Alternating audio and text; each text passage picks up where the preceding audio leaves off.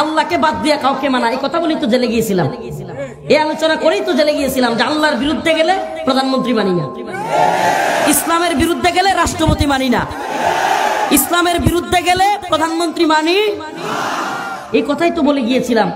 তাহলে আল্লাহর কথার বিরুদ্ধে যদি প্রধানমন্ত্রী বলে, মানবো কারটা? আল্লাহটা বাদ দিয়ে যদি প্রধানমন্ত্রীটা মানি, আল্লাহরে রব মানলাম নাকি প্রধানমন্ত্রীর রব? 10 মাস কারাগারে থাকলাম।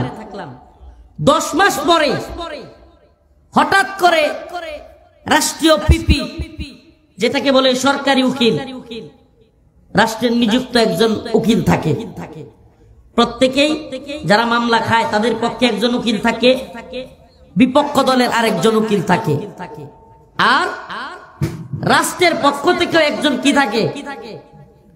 10 মাস পরে রাষ্ট্রের উকিলে এসে জিজ্ঞেস করে, চার্জশিটের দিন, কিসের দিন? এটা অনেকে মামলা যারা বুঝবে না বা মামলায় পড়ে নাই তাদের জন্য এটা কঠিন।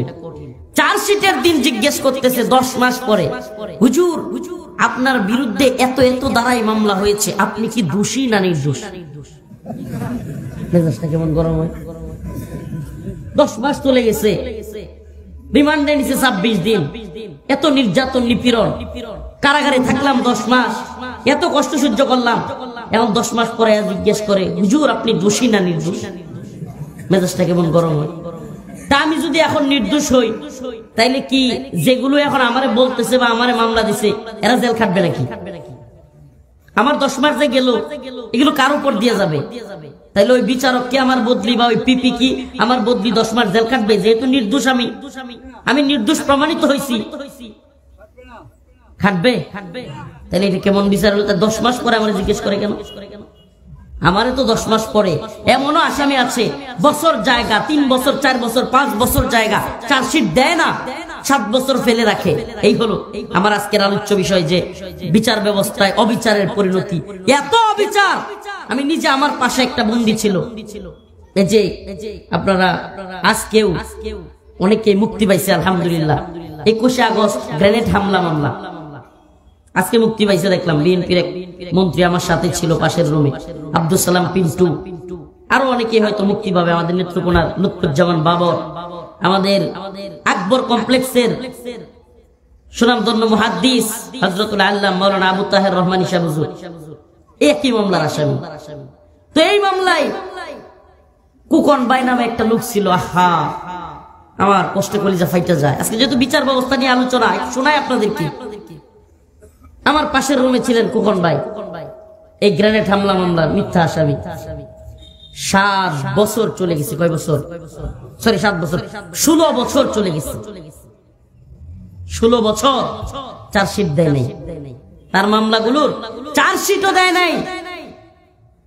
এই লোকটা মামলার কারণে এমন এক মর্দে মুজাহিদ মানুষ ছিলেন, সুবহানাল্লাহ।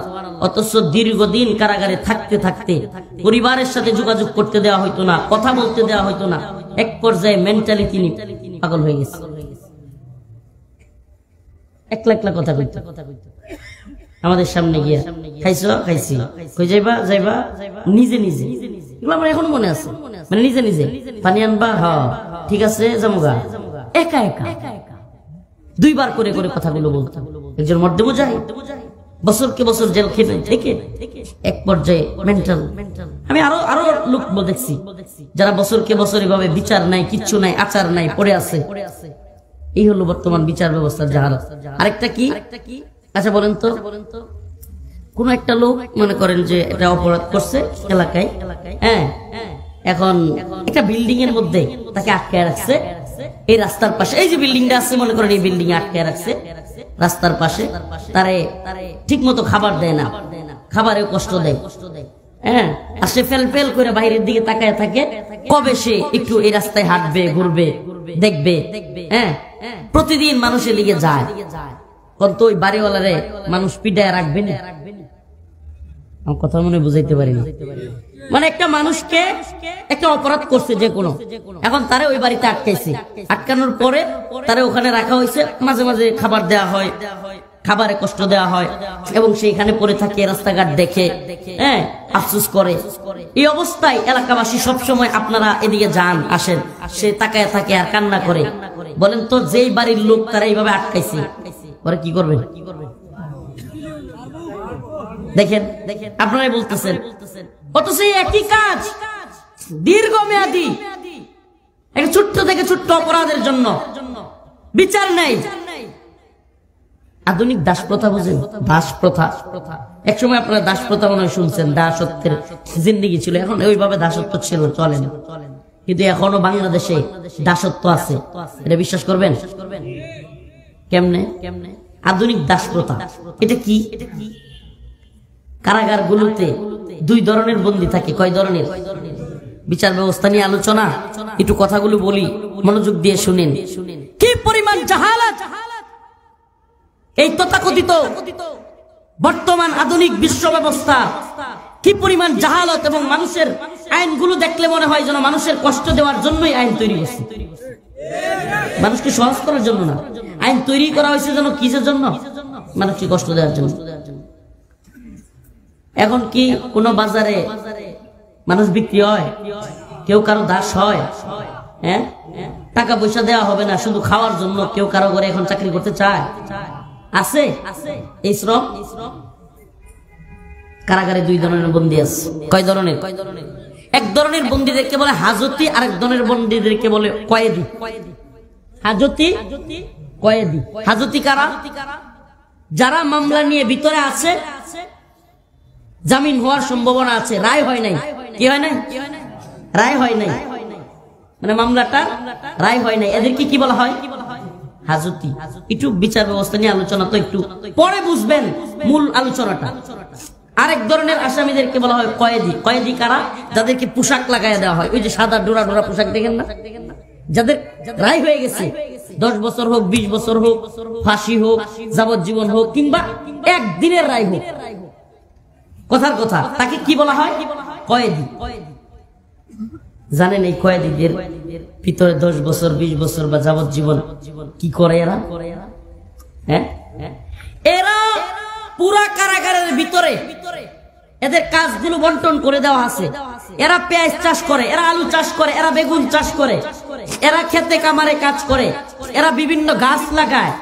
এদেরকে দিয়া ওই আপনার মেশিন আছে, ওই মেশিন দিয়ে কাপড় বানায়, ওখানে বিস্কিট বানায়, কেক বানায়, ওখানে বেকারি আছে, ওখানে খাবারের সব প্রোডাক্ট বানানো হয়, এগুলো বাহিরে বিক্রি হয়। ওখানে বিভিন্ন ধরনের সুতা দিয়া আপনার বিভিন্ন চেয়ার বানায়, বিভিন্ন জিনিস ভিতরে বানায়, কিন্তু দিন শেষে এদেরকে একটা টাকাও দেওয়া হবে না। আপনি এটা এইভাবে চিন্তা করতে পারবেন না। আপনি যদি ইসলামিক ভাবে চিন্তা করেন, এর চেয়ে জঘন্য কি হতে পারে যে একটা মানুষ 10 বছর পর্যন্ত এখানে পড়ে থাকবে আর তার শ্রম দিবে, গাম দিবে, কিন্তু তাকে টাকাও দেওয়া হবে না। এর চেয়ে বড় দাস প্রথা কি হইতে পারে? এর চেয়ে বড় দাস প্রথা, এটা কেবল আধুনিক দাস প্রথা। আমি নিজের চোখে দেখে আসছি, বাড়িতে 5টা টাকাও পাঠাইতে পারবেন না। ওই যে কাজ করতেছেন, আপনি কারাগারে আছেন, আপনার রায় হয়েছে, সত্য হোক মিথ্যা হোক, বেশিরভাগ ইসলামপন্থী যত মামলা আছে, রাজনৈতিক যত মামলা আছে, সব তো মিথ্যা। সব কি? এটা সবাই জানে। আপনি কি কল্পনা করতে পারেন আপনার রায়ের কারণে আপনার টাকা পয়সা বাইরে যাই থাকুক, আপনি ভিতরে গিয়া কর্মচারীর মতো কাজ করতে হয়? এটা কি? এই কি বিচার ব্যবস্থা? অথচ এদেরকে যদি বলা হয়, আল্লাহ কোরআনে বলছে, ইয়া আইয়ুহাল্লাযীনা আমানু কুতিবা আলাইকুমুল কিসাসু ফিল কতলা আল হুররু বিল হুরর ওয়াল আবদু বিল আবদ ওয়াল উনসা বিল উনসা। আল্লাহ বলেছেন, আস-সারিকু ওয়াস-সারিকাতু ফাকতাউ আইদিয়াহুমা। আল্লাহ বলেছেন, আয-যানিয়াতু ওয়াজ-যানি ফাজলিদু কুল্লা ওয়াহিদিম মিনহুমা মিআতা জালদা।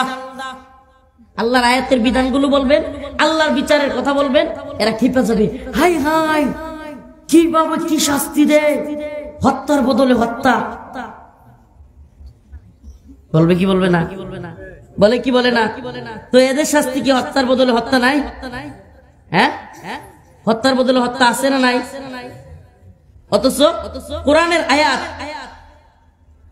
কোরআনের আয়াত দিয়ে ফয়সালা দিলেই এদের গায়ে লেগে যাবে, বলবে যে হাই হাই কি বর্বর, কি অমানসিকতা, অমানবিকতা, বলবে কি বলবে না?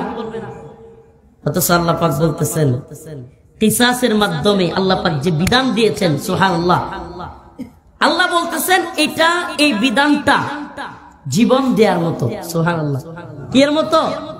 বলবেন কিভাবে? আল্লাহ পাক এই আয়াত, এই তাফসীরের ব্যাখ্যার মধ্যে আসছে কুতিবা আলাইকুমুল কিসাস ফিল কতলা আল হুররু বিল হুর। এই আয়াতের মধ্যে ব্যাখ্যায় আসছে যে আল্লাহ পাক এটাকে জীবন দানের সাথে তুলনা দিয়েছেন। আচ্ছা, কোন ব্যক্তি যদি জানে যে অপর কাউকে হত্যা করলেই তার বদলা হিসাবে তাকেও হত্যা করা হবে, এই ব্যক্তি জীবনে খুন করতে চাইবে? কারণ সে একটা কূপ দেওয়ার আগে চিন্তা করবে কি আমারও মেরে ফেলা। আর এই জাহেলি ব্যবস্থা কি, খুন করার পরেও লক্ষ লক্ষ টাকা থাকলে জামিন পায়। কথা বল না, জামিন পায় কি পায় না? শুধু কি তাই, শত শত খুন করার পরেও, হাজারো খুন করার পরেও রাষ্ট্রের প্রধানমন্ত্রী হয়ে যায়। রাষ্ট্রের প্রধানমন্ত্রী, সে কি একটা দুইটা খুন করছে? কতগুলো?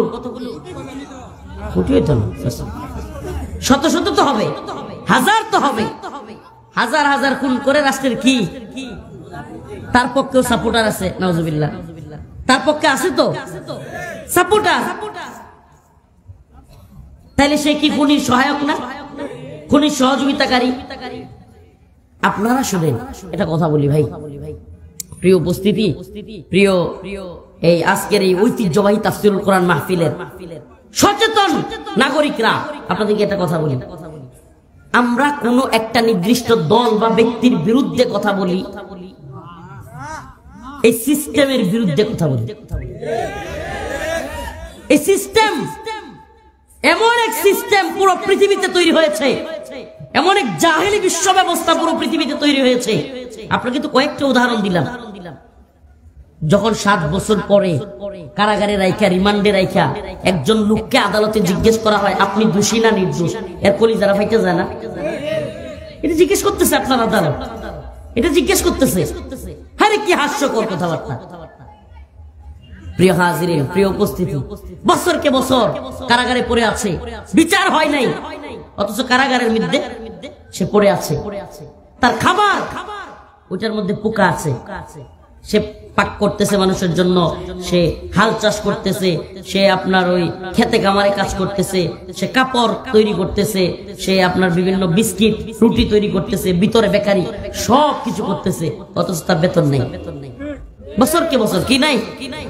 এটাকে বলে নব্য দাস প্রথা। কি প্রথা? এই জাহিলি বিচার ব্যবস্থা। আরো বলি, এবার আসেন, যেহেতু বলছে যে সামাজিক বিচার, সামাজিক বিচারের কথা একটু বলবো। হ্যাঁ, সামাজিক বিচার কি? মদখুর, এলাকার সবচেয়ে বড় মাতাল, এই বদমাইশ। কোরআন শরীফ নাই তো এখানে, নয় একটু দেখাবো আমি, কোরআন নাই তো এখানে, না কোরআন লাগবে না।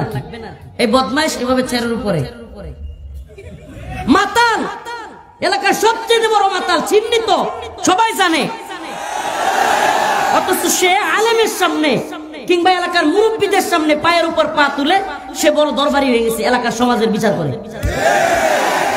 বলেন না এই মাতালের বিচার ভালো হবে? কিন্তু চলতেছে তো, চলতেছে তো। কি আওয়ামী লীগ বলেন, কি বিএনপি বলেন, বা যেই দলই বলেন, বিচার ব্যবস্থা কোরআন সুন্নাহ অনুযায়ী না হলে আমাদের তথাকথিত যে বিচার, গ্রাম্য বলেন রাষ্ট্রীয় ভাবে বলেন, যেভাবে হচ্ছে, এটা মানুষ কোরআনের ন্যূনতম জ্ঞান রাখে না। নাউজুবিল্লাহ। স্বামী স্ত্রীর মধ্যে বিবাহ বন্ধন 3 বার বলার কারণে ছুটে গেছে কি যায় নাই, এটা নিয়ে ন্যূনতম আইডিয়া জান নাই, যে মাসআলা জানে না, সে তালাকের আলোচনা, তালাকের কি বলে দরবার করে ফেলতেছে। হঠাৎ করে কি বলতেছে, আচ্ছা দেখেন একটা ছোট বাচ্চা আছে, কি করা যাবে, এই সে রাগে বলে ফেলছে। নাউজুবিল্লাহ। কত বড় জাহেল, কত বড় জাহেল। আল্লাহ পাক বিধানগুলোকে কেন করছেন? আল্লাহ পাক বিধানগুলোকে কেন দিয়েছেন? কুতিবা আলাইকুমুল কিসাস ইয়া আইয়ুহাল্লাযীনা আমানু কুতিবা আলাইকুমুল কিসাসু বিল কতলা। আল্লাহ বলছেন তোমাদের জন্য একজনকে হত্যা করার পর তোমাদের জন্য বিধান হলো যে হত্যা করবে তাকে হত্যা করা, কিসাস। সেটা কি? সুবহানাল্লাহ, কিসাস। তো এই কিসাসের ক্ষেত্রে আল্লাহ পাক সুবহানাল্লাহ যে যুক্তি, যে তাৎপর্য নিহিত রাখলেন, সেটা কি? তাৎপর্যটা হলো অনেক গুরুত্বপূর্ণ একটা তাৎপর্য। সেটা কি? সেটা হলো যে ব্যক্তিকে হত্যা করা হয়, আমরা কার্যত পক্ষে দেখতেছি কি যে এই বিধান অনুযায়ী দুইটা মানুষ মারা যায়। আমরা কি দেখতেছি? এই বিধান অনুযায়ী দুইটা মানুষ, কিন্তু বাস্তব পক্ষে দুইটা মানুষ বেঁচে যায়। সুবহানাল্লাহ, কোরআন বলতেছে এটা। কোরআন বলতেছে দুইটা মানুষই বেঁচে যায়। কেমনে? সমাজে যদি এটা প্রতিষ্ঠিত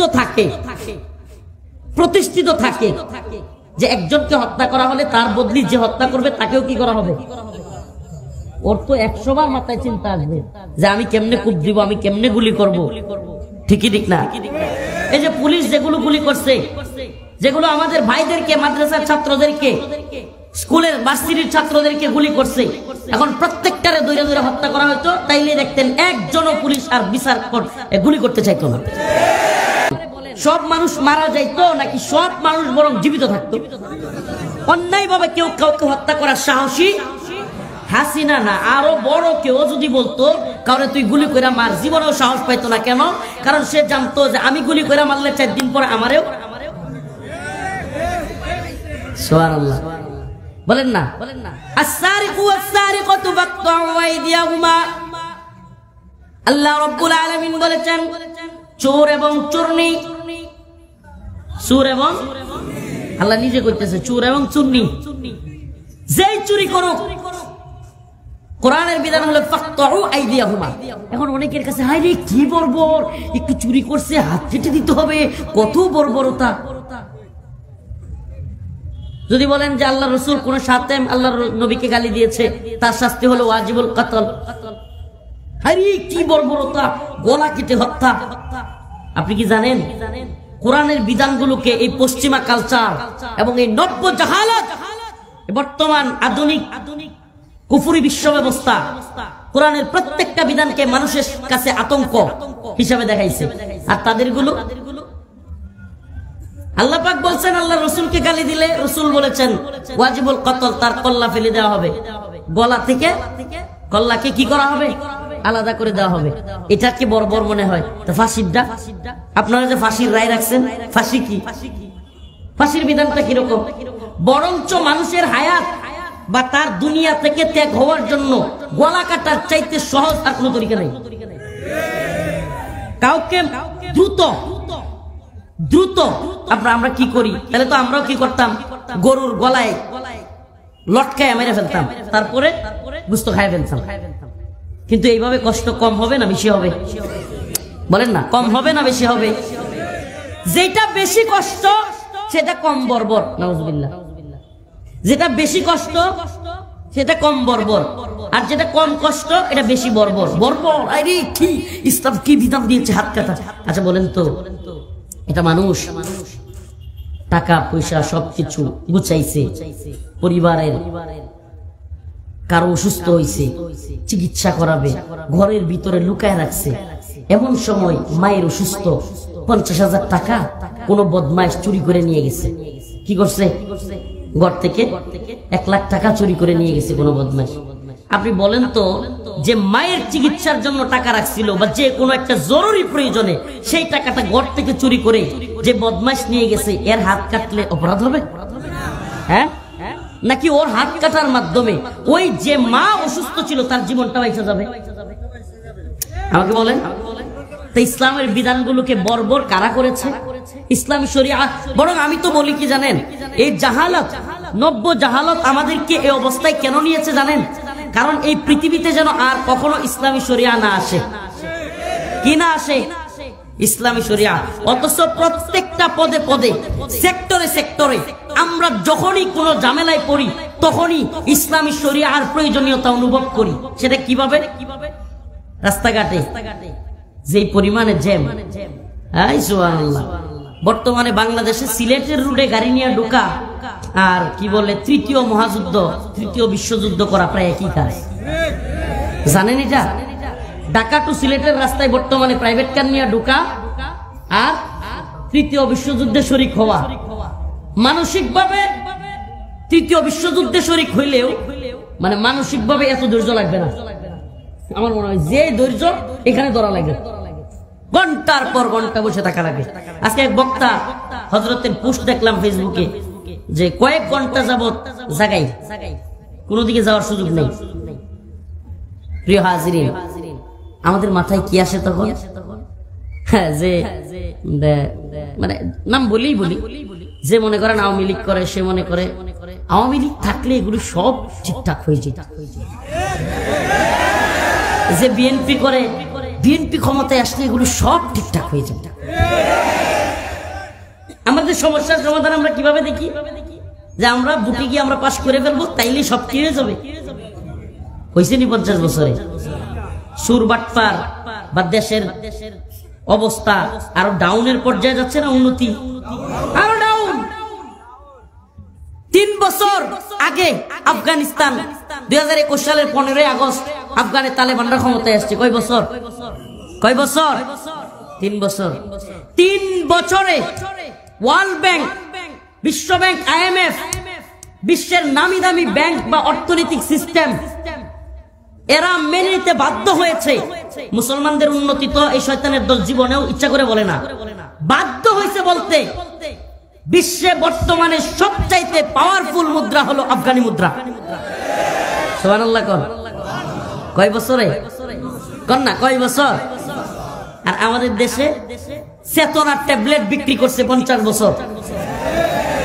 মুক্তিযুদ্ধের চেতনা, বাঙালি চেতনা, 71-এর চেতনা, মুজিবের চেতনা, চেতনার ট্যাবলেট বিক্রি কইরা আমাদের অবস্থা কি? সিলেট থেকে ঢাকা গেলে 10 ঘন্টা। এই তো চেতনার অবস্থা। আর আমাদের টাকার অবস্থা কি? $1 সমান 120, 24। এরা ডলারের খবর এরা ভালো কইতে পারবো সিলেটে। আমি আজ পর্যন্ত ডলার হাতে নিছি কিনা এগিয়ে যাই না। তো হেরা আমার বন্ধুগণ আমার, তাইলে কি জাহালাত? যারা চেতনার ট্যাবলেট বিক্রি করলো এদের চাইতে 3 বছরে তারা কি করলো? সুবহানাল্লাহ। আপনি আফগানের ইতিহাস একটু পড়েন, আফগানকে একটু দেখেন, আফগানকে একটু জাজ করেন, একটু পড়েন, একটু জানেন আফগান সম্পর্কে।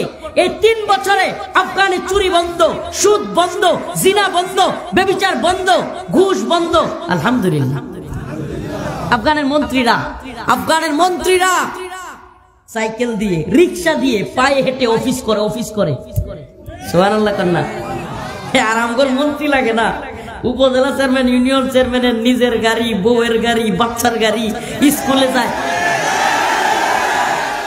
শেখ হাসিনা কয় নাই আমার পিয়নের 400 কোটি টাকা। এখন শোনা গেছে না, পিয়ন এটা বুয়া ছিল, 1000 কোটি টাকা। পিয়ন বুঝছেন নি? দেখেন শত শত আলেমকে, জাহিলি ব্যবস্থার সিস্টেমটা দেখেন, মানুষকে কিভাবে। আজকে গতকালকে একজন আলোচক হযরত একজনের পোস্ট দেখলাম যে কিভাবে মানুষ একে অপরের বিরুদ্ধে লেগে যায়, রাজনৈতিক দল ভিন্ন হওয়ার কারণে একেবারে একজন আরেকজনকে দেখতে পারে না, মত পার্থক্যতার কারণে এমন ভাবে। আমি বলি এই ডেমোক্রেসি, এই জমহুরিয়ত 1924 সালে খেলাফতে উসমানীর পতনের পর এই তথাকথিত জমহুরিয়ত বা ডেমোক্রেসি, গণতন্ত্র প্রতিষ্ঠিতই হয়েছে। আব্রাহাম লিঙ্কন, জর্জ রসুরা প্ল্যান করে ইসলামিক জীবন ব্যবস্থাকে, ইসলামিক বিধানকে, কোরআন সুন্নাহ অনুযায়ী বিশ্ব ব্যবস্থাকে, খেলাফতকে, শরীয়তকে, বিচার ব্যবস্থাকে, ইসলামিক বিচার ব্যবস্থাকে সবকিছুকে সমূলে ধ্বংস করে দেওয়ার জন্যই এই ডেমোক্রেসি কিংবা জমহুরিয়ত গণতন্ত্র প্রতিষ্ঠা হয়েছে। দেখেন না কি হয়েছে। আমাদের ইসলামিক কোনো বিধান নাই। বললাম না আপনাদেরকে, গ্রামের মোড়ল 4-5টা একত্রিত হয়ে মদখোর, গাঁজাখোর, সুদখোর, ভণ্ড এরা দরবার করে, তালাকের দরবার। হাই হাই, মুফতি সাহেবের দরকার নাই। হঠাৎ করে কি বলতেছে, ফতোয়া কি? হঠাৎ করে দরবার প্রায় শেষ দিকে, যে ঠিক আছে যেহেতু 3 বার বলেই ফেলছে এখন তো রাখা যাবে না, এই সেই শেষ। হঠাৎ করে একটা বাচ্চা এসে কান্না করা শুরু করছে, ছোট বাচ্চা, যে মা চলে যাবে, বাবা আলাদা হয়ে যাবে। বাচ্চাটা কান্না শুরু, দরবারীরা সিদ্ধান্ত চেয়েছে কি, একটা ছোট বাচ্চা আছে, যাই হয়েছে রাগারাগি, এই বাদ দেন না। হাই সুবহানাল্লাহ, সে কি তার পকেটে কিছু পড়ে গেছে কনফার্ম। এবং আরেকটা কথা বলি, এই সামাজিক বিচারকরা দরবার ঝগড়া লাগায় রাখে, কারণ কি উভয় পক্ষের কাছ থেকে টাকা, যে একটু বেশি টাকা দেয় ওর পক্ষে দরবার করে। আমি জানি না আপনাদের সিলেটে আছে কিনা, নেত্রকোণা এটা অহরহ হয়। দুই পক্ষ রাত্রে দরবারের জন্য ওই লোকের কাছে যায়, এক পক্ষ 500 দিলে আরেকটা যদি 1000 দেয় 1000-এর পক্ষে কথা হয়। এরপরে সেটা বুঝ জ্বালায় যে তাইলে তো একটু মনে হয় যে বেশি বেড়ে গেছে গা, সে আবার চেষ্টা করে আরেকটু বেশি দিতে। এই হলো জাহালাত। এটা শুধু এখানে না, সমস্ত এই জাহাইলি বিচার ব্যবস্থায় সব জায়গায় বিদ্যমান। কথা বল না, গাড়ির লাইসেন্স নাই, 500 টাকা দিলে দেশে লাইসেন্স হয়ে যায়। আমি আমার 5 ভাই, আমরা কয় ভাই? 5 ভাই। আমার আব্বা জমি বিক্রি করে গেছে আমাদের পার্শ্ববর্তী এলাকার এক লোকের কাছে। আব্বা ওসিয়ত করে গেছে যে উনি মারা গেলেও যেন দলিলটা করে দিই। তো সত্যি আল্লাহর বান্দা দলিল করার আগে চলে গেছেন দুনিয়াতে। আমরা 5 ভাই গেছি দলিল করতে, বুঝছেন, নাইবের কাছে থানায়, পূর্বদলা থানায় দলিল করতে গেছি। তো আমি যেহেতু ছোট, তখন আমার 18 হয় না, আমার মনে হয় তখন 13-14 বয়স ছিল। তো আমার দলিল স্বাভাবিকভাবে হবে না, বাকি 4 ভাইয়ের দলিল হবে। হঠাৎ করে বলতেছে আমার এক ভাই মাসুদ নাম, আমার আগেরটা যেটা 4 নাম্বারটা, কয় যে সে এখনো বালেক হয় না, তার দলিল হবে না। উমা কিছুক্ষণ পরে 3000 টাকা দিছে, সে বালেক হয়ে গেছে। হ্যাঁ, পরে আমি যা বলছি যে বুঝলাম না, 1 ঘন্টায় কি ভাই বালেক হয়ে গেছে? পরে আমার মুখে ধরে রাখছে, বলতেছে আমার ভাই বা অন্যরা বলতেছে যারা জমিটা কিনছে, কয় হুজুর দলিলটা বাতিল হয়ে যাবে, আপনি আর কিছু করেন না। আমি তো ছোট থেকে একটু এরকম তেরা টাইপের কিছু মানতাম না। তো আমি চাচ্ছিলাম যে ওরা জিজ্ঞেস করতাম যে 3 ঘন্টার মধ্যে 3000 টাকা দিল আর বালেক হয়ে গেল। এই জাহেলি বিচার ব্যবস্থা, এই জাহেলি সিস্টেম ভাঙতে হবে, ইনশাআল্লাহ ভাঙতে হবে। আদাওয়াত বাগাওয়াত করতে হবে, এই বিশ্ব ব্যবস্থার বিরুদ্ধে বিদ্রোহ ঘোষণা করতে হবে। আমরা বাগী, আমরা বিদ্রোহী, আমরা কোরআন সুন্নাহর শাসন চাই। এই পৃথিবীতে তন্ত্রমন্ত্রের দিন শেষ, কোরআন সুন্নাহর বাংলাদেশ। রাজি আছেন তো ইনশাআল্লাহ?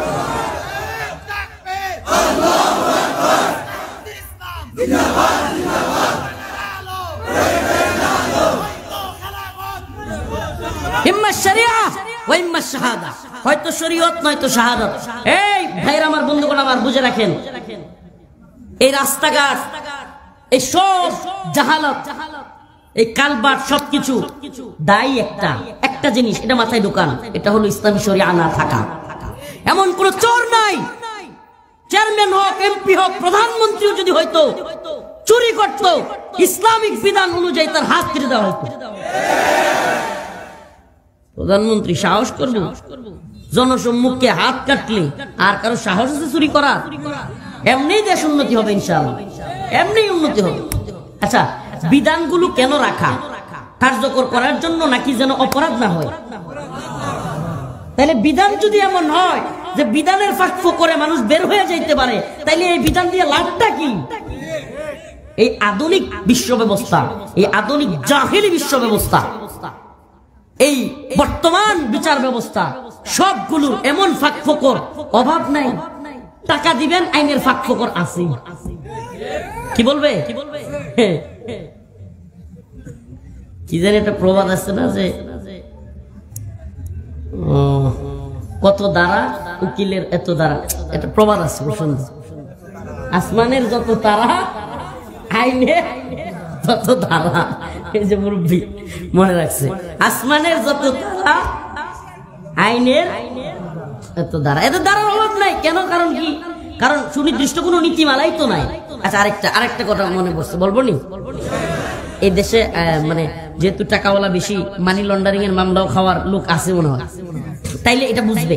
আচ্ছা বলেন, হাসিনা আমলে অনেকের নামে মানি লন্ডারিং মামলা হয়েছে কি হয় নাই? মানি লন্ডারিং আইন কি? সেটা যে বাংলাদেশ থেকে কেউ টাকা বাইরে পাচার করছে, এমন লোকদেরকে ধরা হবে, মামলা দেওয়া হবে। আমি নিজে মানি লন্ডারিং এর আসামিদের সাথে জেল খাটছি, থাকছি, তারাও আমার সাথে ছিল। ওমা, ব্যাংকের মধ্যে রিজার্ভে টান পড়ছে। রিজার্ভে কি পড়ছে? রিজার্ভ বুঝেন তো, প্রত্যেকটা দেশেরই একটা নির্দিষ্ট নির্দিষ্ট সংখ্যা রিজার্ভ থাকে, যে সম্পদটা ওই দেশের বিপদে বা যে কোনো সময় কাজে লাগে। রিজার্ভ, এই রিজার্ভ যখন বাংলাদেশের টান পড়ছে, ওমা এখন নতুন আইন, মানি লন্ডারিং যারা করছিল, যারা টাকা পাচার করছিল, আগে তাদের নামে মামলা হয়তো, জেলে যেত। এখন কয় কি, যারা পাচারও করছে তারাও যদি বাংলাদেশে টাকা আনে 2% প্রাণাদনা দেওয়া হবে। মানবরচিত আইনের মানে এটা দেখছেন আপনি? এটাই হলো মানবরচিত আইনের সবচেয়ে হাস্যকর অবস্থান। কারণ কি, মানুষ যদি নিজের আইন নিজে তৈরি করে, ওমাল্লাম ইয়াহকুম বিমা আনজালাল্লাহ ফাউলাইকা হুমুল কাফিরুন, ওমাল্লাম ইয়াহকুম বিমা আনজালাল্লাহ ফাউলাইকা হুমুল ফাসিকুন, ওমাল্লাম ইয়াহকুম বিমা আনজালাল্লাহ ফাউলাইকা হুমুজ জালিমুন। আল্লাহ বলছেন, আল্লাহর হুকুমের বাহিরে এই নতুন আইন প্রণয়ন যারা করবে এরা ফাসিক, কাফের, জালেম। আমাদের মালিক কে? আসমানের মালিক কে? জমিনের মালিক কে? মানুষের মালিক কে? সৃষ্টিকর্তা কে? রিজিক দাতা কে? সবকিছুর মালিক কে? বিধানদাতা এমপি। সংসদের সামনে আইন হচ্ছে আগামী 5 বছর পর্যন্ত বাংলাদেশে মদ বৈধ থাকিবে। যারা ইহার পক্ষে আছেন হাত তুলে, ওই হাত ভেঙে দিতে হবে। যে হাত মদের পক্ষে উঠে ওই হাত তো ঘুরে যাওয়া দরকার। আল্লাহ বলতেছে, ইন্নামাল খামর ওয়াল মাইসির ওয়াল আনসাব রিজসুম মিন আমালিশ শাইতান। শয়তানের কাজ মদ, জুয়া, এগুলো। আর তারা সংসদে নতুন করে আইন করে, সংসদের সামনে আইন পাস হচ্ছে, বাংলাদেশে সমস্ত ইন্টারেস্ট সুদের ব্যাংকগুলো আরো বাড়িয়ে দেওয়া হবে। কে কে পক্ষে আছেন? আল্লাহ পাক বলেছে, আহাল্লাল্লাহুল বাই' ওয়া হাররামার রিবা। যেখানে আল্লাহ বলতেছেন এটা হারাম, আল্লাহ বলতেছেন এটা অবৈধ, আপনার আমার সংসদ, আপনার আমার এমপি বলতেছে বৈধ, বৈধ। আমি আল্লাহর উপরে, তুমি আমারে মানো, তুমি আমারে ভোট দাও। তোমার রব হলো ওই এমপি, তোমার মালিক সে এমপি, তোমার মালিক আল্লাহ না। তোমার মালিক যদি আল্লাহ হইতো, আর ভালোভাবে বোঝার চেষ্টা করেন। নফল রোজা রাখা সবের কাজ না গুনাহের কাজ? হ্যাঁ, সবের কাজ না গুনাহের কাজ? হজ করা, নফল নামাজ পড়া সব না গুনাহ? ঈদের দিন রোজা রাখলে কি আশ্চর্য! আগেই বলছেন নফল রোজা রাখা সবের কাজ, ঈদের দিন রাখলে কেন? সূর্য যখন অস্ত যায়, কিংবা সূর্য যখন মাথার উপরে থাকে, কিংবা সূর্য যখন উদয় হয়, তখন নামাজ পড়া, বলেন না? তো নফল নামাজ পড়লে সব না গুনাহ? নফল নামাজ পড়লে সব না গুনাহ? সব। কিন্তু সূর্যাস্তের সময় পড়লে, সূর্য ওঠার সময় পড়লে, সূর্য মাথার উপরে থাকলে বললে নফল রোজা রাখা সব না গুনাহ? ঈদের দিন নফল রোজা রাখলে, তার মানে কি বোঝা যায়? রোজা রাখাই, নামাজ পড়াই ইবাদত নয়, বরং প্রকৃত ইবাদত হলো আল্লাহর হুকুম মানা। প্রকৃত ইবাদত আল্লাহর। আমাকে বলেন, নামাজ পড়ার কথা কে বলেছেন? রোজা রাখার কথা কে বলেছেন? রোজা রাখা যাবে না ঈদের দিন কে বলেছেন? তার মানে আল্লাহ যা বলেছেন, রাখতে বললে রাখা, ভাঙতে বললে ভাঙা, যা করতে বলেছেন তা করা, যা করতে নিষেধ করেছেন তা না করা, এটাই ইবাদত। আমারে বলেন, আল্লাহ মদের কথা বৈধ বলেছেন না অবৈধ? বলেন না। হালাল আরবি শব্দ, হালাল শব্দের বাংলা অর্থ কি? বৈধ। হারাম আরবি শব্দ, হারাম শব্দের বাংলা অর্থ কি? অবৈধ। এখন আমাকে বলেন, বাংলাদেশে সুদ বৈধ না? ওই যাই না হলে কইবেন, কিন্তু বাংলাদেশে সুদ বৈধ না অবৈধ? বৈধ। আবার কই অবৈধ? বৈধ আছে। নাউজুবিল্লাহ কর। হাসবেন না, হাসি আসলে বুঝবেন যে মানে আপনি বুঝতেছেন না বিষয়টা। আই নাউজুবিল্লাহ, ইমান চলে যাওয়ার মতো বিষয়। আমার রব বলতেছেন একটা, আর আপনার নেতা, আপনার দল, আপনার সিস্টেম আরেক কথা বলতেছে, আর আপনি সিস্টেমের কথা মেনে রবকে বাদ দিচ্ছেন, তাগুতকে মেনে নিচ্ছেন, আল্লাহকে বাদ দিয়ে কাউকে মানা। এই কথা বলেই তো জেলে গিয়েছিলাম, এই আলোচনা করেই তো জেলে গিয়েছিলাম যে আল্লাহর বিরুদ্ধে গেলে প্রধানমন্ত্রী মানি না, ইসলামের বিরুদ্ধে গেলে রাষ্ট্রপতি মানি না, ইসলামের বিরুদ্ধে গেলে প্রধানমন্ত্রী মানি, এই কথাই তো বলে গিয়েছিলাম। তাহলে আল্লাহর কথার বিরুদ্ধে যদি প্রধানমন্ত্রী বলে, মানবো কারটা? আল্লাহটা বাদ দিয়ে যদি প্রধানমন্ত্রীটা বানি, আল্লাহরে রব মানলাম নাকি প্রধানমন্ত্রীর রব?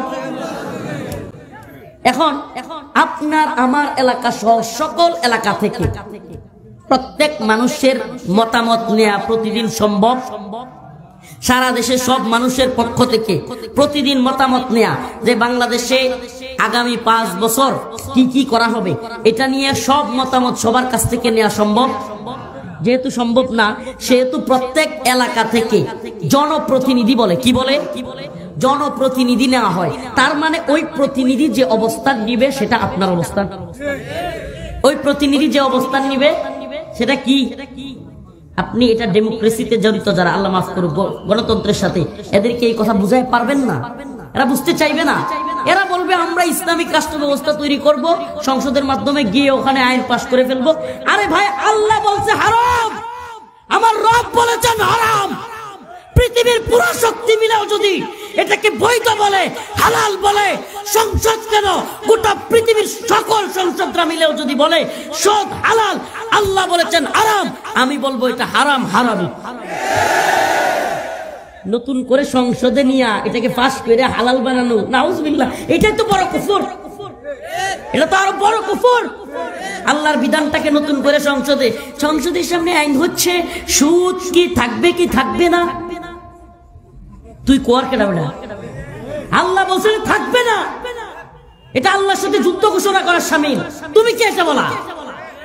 ঈমান এবং কুফুরের এই জায়গাগুলো যতদিন আমরা না বুঝবো, এই বিচার ব্যবস্থার জাহালত আমরা যতদিন না বুঝবো, মানসিকভাবে যতদিন আমরা কোরআন সুন্নাহকে প্রতিষ্ঠিত করবার জন্য তৈরি না হব, ততদিন ইসলামী শরিয়া আসবে না, ততদিন কোরআন সুন্নাহ অনুযায়ী দেশ প্রতিষ্ঠিত হবে। এই জাহালত গুলো তখনই যাবে যখন আমরা জাহালত গুলো বুঝবো।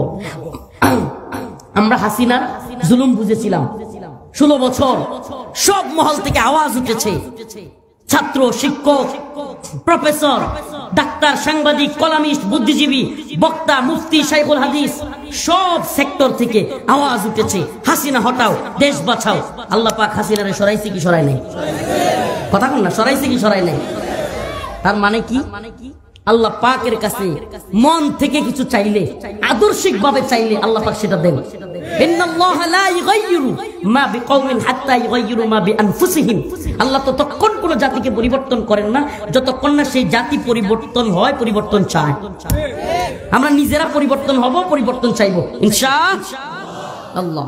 আল্লাহ পাক আয়াতে কারীমার মধ্যে যেটা বলেছেন, ফালা রাব্বিকা লা ইউমিনুনা হাত্তা ইউহাক্কিমুকা ফীমা শাজারা বাইনাহুম থুম্মা লা ইয়াজিদু ফি আনফুসিহিম হারাজাম মিম্মা কাদাইতা ওয়া ইউসাল্লিমু তাসলিমা। আল্লাহর রাসূল যেই ফয়সালা দিবেন সেটাকে সন্তুষ্ট চিত্তে, কোরআন সুন্নাহ যেটা বলবে এটাকে সন্তুষ্ট চিত্তে মেনে নেওয়ার নাম হলো ঈমান, আর যে মেনে নিবে সে মুসলমান। আবারও বলতেছি, ইসলাম শব্দের অর্থ আত্মসমর্পণ করা। কি করা? আবার বলেন, কি করা? কেমন? আল্লাহ পাক কোরআনে বলতেছেন মুমিনদের সিফাত, ক্বালু সামি'না ওয়া আতা'না। আল্লাহ বলেন মুমিনদেরকে যখন কিছু বলা হয় তারা বলে সামি'না ওয়া আতা'না, আমি শুনলাম এবং মানলাম। কি করলাম? সুবহানাল্লাহি ওয়া বিহামদি। এই শোনা মানার মধ্যে যদি আসতে পারেন যে কোরআন যা বলেছে তাই মানলাম, কোরআন যা বলেছে তাই শুনলাম, কোরআন যা বলেছে সেই অনুযায়ী চললাম, এই যদি হয় আমার আপনার অবস্থান, কোরআন সুন্নাহ অনুযায়ী আমরা যদি রাষ্ট্র ব্যবস্থা চাই, সুবহানাল্লাহি ওয়া বিহামদিহি। আজকে হিন্দুত্ববাদী, ব্রাহ্মণ্যবাদী, তাগুতি শক্তি ভারত আমাদেরকে হুমকি দেয়, ও মুসলমান ইমানদার, আদর্শিক শক্তি এবং আদর্শহীন শক্তি জীবনে কোনোদিন আদর্শহীন শক্তি আদর্শিক শক্তির কাছে বিজয়ী হতে পারবে না। বিজয়ী তো আদর্শই হয়। ইসলাম এমন এক আদর্শ, 313 জন থাকতে পারে, পুরো পৃথিবীর বিরুদ্ধে বিজয়ী হবে। আফগানে তালেবানরা আদর্শিকভাবে মুসলমান, পুরো পৃথিবীর বিরুদ্ধে বিজয়ী হয়েছে। শামে, খুরাসানে, সব জায়গায়, সিরিয়ায় মুজাহিদরা অল্প কিন্তু বিজয়ী হয়েছে। উম্মার মুসলমানরা অচিরেই মিশরের মধ্যে আদর্শিক দ্বীনের পক্ষের, শরিয়ার পক্ষের মুজাহিদরা বিজয়ী হবে। এই উম্মাহ গোটা পৃথিবীতে বিজয়ের ঘ্রাণ ছড়িয়ে দিয়েছে। আলহামদুলিল্লাহ, বিজয়ের ঘ্রাণ পুরো পৃথিবীতে ছড়িয়ে গেছে। কেন? আদর্শিক যুদ্ধ এটা। যদি আদর্শের লড়াই হয় আপনি বিজয়ী হবেন। কেন? এক লোক আসবে টাকার জন্য, ভোগ বিলাসের জন্য, চাকরি সেনাবাহিনীতে করে, সে কি জন্য? টাকা পয়সা ধন দৌলত জমা করবে, সেনাবাহিনীতে চাকরি করে নিজে সুখে থাকবে, শান্তিতে থাকবে, সেজন্য। আরেক দল যায় শাহাদাতের জন্য, সুবহানাল্লাহ। আরেক দল আদর্শের জন্য, ইসলামের জন্য, দ্বীনের জন্য কি করতে যায়? শহীদ হইতে, জিহাদ করতে। দুই দল কি এক হইল? বিজয়ী কারা হবে? যেই দল আসতেছে টাকার জন্য, ভোগের জন্য, বউকে নিয়ে ভালো থাকবে, পরিবার নিয়ে সুখে থাকবে। এরা যুদ্ধ করতে আসছে আমেরিকা থেকে, এরা যুদ্ধ করতে আসছে ব্রিটেন, লন্ডন থেকে, ফ্রান্স, জার্মানি, ইতালি থেকে। এরা এসে আফগানে এসা ঠেলা মার খায়। কি খায়? দিন শেষে মায়ের খেয়ে পাগল হয়ে যায়। আল্লাহ পাক আমাদের সমস্ত জাহেলিয়ত থেকে দূর করুন, বলেন আমিন। আরো জোরে বলেন আমিন। নব্য জাহালত, আজকে কিছু আলোচনা করলাম ইসলামিক বিচার ব্যবস্থা এবং নব্য জাহালত। যে নব্য জাহালত গুলো আছে, আমি নিজে, আল্লাহ মাফ করো, মনে কিছু এটা নিজের করার জন্য না। আমি কারাগারে যাওয়ার আগেও এলাকায় নিয়ে যারা খবর নিবেন, 2019-20 থেকে নিয়মিত দরবার করি গ্রাম্য সালিশগুলোতে, নিয়মিত জমি সংক্রান্ত হোক বা বিভিন্ন বিষয়, আলহামদুলিল্লাহ। তো আমি এই জাহালত গুলো দেখছি। আর নেতারা যে এলাকার মাতবররা কি পরিমাণ আমার বিরুদ্ধে যায় বিচার করতে গিয়া, কারণ কি? ওই যে খাইতে পারে না, এই অবস্থাটা। তো এই জন্য ইসলামিক বিচার ব্যবস্থার প্রয়োজনীয়তা অপরিসীম। ইসলামিক বিচার ব্যবস্থা আপনাকে দোষী হন নির্দোষ হন, অতি দ্রুত বিচারের ফাইসালা হবে। আপনি দোষী কিংবা নির্দোষ, আপনার বিচার হয়ে যাবে শেষ। বছরের পর বছর, আজকে তো বিচারকের সেরি পায়খানা করে দিচ্ছে, বিচারক আসতে পারবে না। আগামী কোর্টে বিচারক দুইটা হাসি মারছে, কি মারছে? এখন দুইটা কাশি আসছে, নাক দিয়া বেরিয়ে গেছে, এখন না উনি আসতে পারতেছেন। আপনাকে কোর্টে গিয়া 10 জন 12 জন নিয়ে কি করতে হবে? গুইয়া।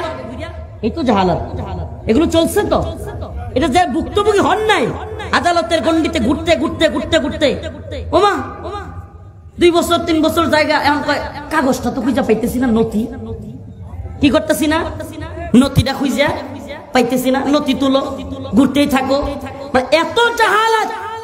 এই জাহালাত গুলোকে ভেঙ্গে ইসলামিক বিচার ব্যবস্থা চালু করতে হবে। আল্লাহ পাক তৌফিক দান করুন। এবং ইসলামিক বিচার ব্যবস্থা কখন আসবে? দাওয়া, ইরশাদ, জিহাদের মাধ্যমে, ডেমোক্রেসি দিয়া না। ডেমোক্রেসি দিয়া ইসলামিক বিচার ব্যবস্থা আসবে কিসের মাধ্যমে আসবে? ওয়ালাউ আন্না আহলাল কুরা আমানু ওয়াত্তাকাউ লাফাতাহনা আলাইহিম বারাকাতিম মিনাস সামাই ওয়াল আরদ। আল্লাহ রাব্বুল আলামিন বলেন, আসমান এবং জমিনের বাসিন্দারা যদি তাকওয়া অবলম্বন করত এবং আল্লাহর দ্বীনকে বিজয়ী করত, ইসলামী জীবন বিধান চালু করত, আলাইহিম বারাকাতিম মিনাস সামাই ওয়াল আরদ, আল্লাহ পাক আসমান এবং জমিনের বারাকাগুলো খুলে দিতেন। আল্লাহ পাক আসমান এবং জমিনের বারাকা খুলে দিতেন। সুবহানাল্লাহ। আল্লাহ পাক আমাদের সবাইকে ইসলামিক জীবন ব্যবস্থায় পরিচালিত হওয়ার তৌফিক দান করুন। কিছু লোক আমাকে নিয়ে একটু ব্যঙ্গ করে, তো আমি ছোট মানুষ, তো ওই যে কিছু উপদেষ্টা, কিছু বুদ্ধিজীবী, আমাদের কিছু শায়েখ মন্দির মূর্তি পাহারা দেওয়ার দারওয়ানগিরি নিছিল সারা দেশে, ছাত্রদেরকে, সারা দেশে এই যুবকদেরকে কমিটি কইরা কইরা মন্দিরে মূর্তির দারওয়ান বানাইছিল। তখন আমি একটু বিরোধিতা করছিলাম। আমি বলছিলাম, ঈমান আনছি কি মূর্তি পাহারা দেওয়ার জন্য? আমার ওই কথাটা অনেকের গায়ে লাগছিল, আমার নিয়ে অনেক কথাবার্তা বলছিল। কথা বুঝছেন? দিন শেষে আল্লাহ পাক প্রমাণ করে দিছে, দিন শেষে প্রমাণ করে দিচ্ছে, বলেন তারদা আনকাল ইয়াহুদ ওয়ালান নাসারা হাত্তা তাত্তাবিআ মিল্লাতাহুম। এরা আমাদের প্রতি কখনো রাজি খুশি হবে না, এরা আমাদের বন্ধু না। ইন্নামাল মুশরিকুনা নাজাস। আল্লাহ পাক প্রমাণ করে দিয়েছে। প্রিয় উপস্থিতি, প্রিয় উম্মাহ, এই যে জাহালাত গুলো, এই গণতান্ত্রিক সিস্টেমের জাহালাত গুলো উলামায়ে কেরামকেও পাওয়া যায়। কেন? কারণ আমরা ইসলামিক বিপ্লব, ইসলামিক বিচার ব্যবস্থা এগুলো নিয়ে আলোচনা করি না। দ্বীন, শরিয়া, শরিয়ার প্রয়োজনীয়তা, এটা নিয়ে আলোচনা নাই। আল্লাহ পাক মাশাআল্লাহ খুব ভালো একটা আলোচ্য বিষয় তুলে ধরা হয়েছে। আল্লাহ পাক আমাদের সবাইকে রাষ্ট্রীয় সামাজিক সবকিছুতে ইসলামী শরিয়া অনুযায়ী চলবার তৌফিক দান করুক, বলেন আমিন। তখন আমি কষ্টে একটা পোস্ট করছিলাম ফেসবুকে, যেটার জন্য বলছিলাম, ওই তখন যখন আমার নিয়ে সবাই আমার শারীরিক ফিটনেস নিয়ে বা অনেক কিছু নিয়ে আমার গালাগালি করতেছিল, একটা পোস্ট করছিলাম। অনেকে বলতেছিল তাইলে তারও উপদেষ্টা বানিয়ে দেওয়া হোক, মানে আমার কথা বলতেছিল, মানে এটা হলো কটূক্তি করা আর কি, আমাকে কি করা হোক বলতেছিল, আমারও উপদেষ্টা বানিয়ে দেওয়া হোক, মানে এটা কটূক্তির আর কিছু না পাইলে মানুষ। একটা কথা মনে রাখবেন, আপনার সাথে যদি কেউ যুক্তিতে না পারে কিংবা আপনি সঠিক থাকেন, তাহলে কেউ যদি আপনার সাথে না পারে, যেটা করবে শেষ, জাহেলদের হাতিয়ার হলো আপনাকে ছোট করা। জাহেলদের হাতিয়ার কি? তর্কে না পারলে ইনসাল্ট করা, ছোট করা একজনকে। তখন আমি ফেসবুকে পোস্ট করেছিলাম, এই তন্ত্র মন্ত্রের এই জাহেলি সিস্টেমের প্রধান উপদেষ্টা হওয়ার চাইতে আমার কাছে ইসলামী শরিয়ার পিয়ন হওয়া পিয়ন উত্তম। আমি রফিকুল ইসলাম, ইসলামী শরিয়ার অধীনস্থ একজন গভর্নরের জুতা টানতে পারলে আমি খুশি হব, কিন্তু এই জাহিলি বিশ্ব ব্যবস্থার জাহিলি সিস্টেমের প্রধান উপদেষ্টা আমারে বানাইলেও এই যে আমি এমনি শিক্ষা দিই, এটা এই গায়রত অন্য কেউ বুঝাইতে পারবেন না। রাস্তা ফিরুন না, বলবেন হুজুর আপনি কি বলেন, উপদেষ্টা ডাকলে তো দৌড়াইয়া চলে যাবেন, ধর্মিয়া দৌড়াইয়া চলে যাবো না কি? এটা যারা বুঝবে, এটা জাহিলি সিস্টেমকে যারা বুঝবে, এরা এই কথা কখনো বলবে না। আল্লাহ পাক আমাদেরকে আবারও বলতেছি, ইসলামী শরিয়ার ফেসবুকে পোস্ট করেছিলাম, ইসলামী শরিয়ার পিয়ন হওয়া, পিয়ন কাজের কাগজগুলো আগায় দেওয়া কিংবা ফাইলগুলো নিয়ে যাওয়া, কর্মচারী হওয়া, এই জাহেলি সিস্টেমের প্রধানমন্ত্রী হওয়ার চাইতে অনেক উত্তম। আল্লাহ পাক আমাদেরকে বোঝার তৌফিক দান করুক। ওয়া আখিরু দাওয়ানা আলহামদুলিল্লাহি রাব্বিল আলামিন। লন্ডন আমেরিকা থেকে অনেকে আপনার দোয়া শরীফ হওয়ার জন্য, অনেক প্রবাসীরা টাকা দিছে, একটা লম্বা দোয়া করে দেন প্রবাসীরা আমার জন্য।